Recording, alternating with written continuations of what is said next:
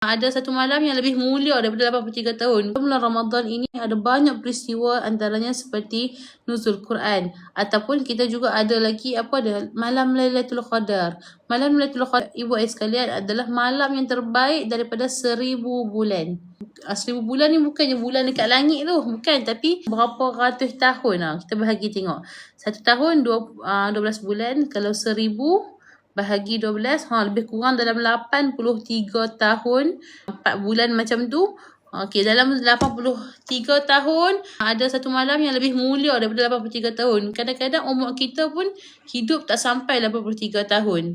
Jadi kalau kata bulan Ramadan ini banyak-banyakkanlah kita beramalan. Sebab apa? Kita nak cari malam Lailatul Qadar, malam yang Allah janjikan, malam yang paling mulia di antara malam-malam yang lain.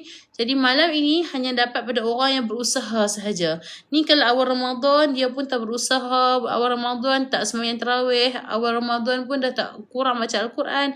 Macam mana kita nak dapatkan malam yang Allah janjikan di akhir kelak? Jadi bulan Ramadan ni seumpama kita, orang kata pertandingan. Kalau dah awal bulan kita dah berusaha, awal bulan kita dah bersungguh-sungguh, insya-Allah hasilnya kita akan dapat di penghujung nanti, iaitu malam Lailatul Qadar, malam yang Allah janjikan lebih baik daripada 1000 bulan. Pada malam tu, ibu ayah sekalian, malam yang ulama kata malam yang tenang, malam yang rasa tenteram, malam yang tak sayu sahaja. Jadi doa lebih banyak, moga-moga kita yang terpilih oleh Allah untuk kita sama-sama merasai malam Lailatul Qadar, malam yang segala amalan kita diterima insya-Allah. Dan apa yang perlu kita buat? Banyak-banyakkanlah selawat, banyak-banyakkanlah zikir, banyak-banyakkanlah berdoa.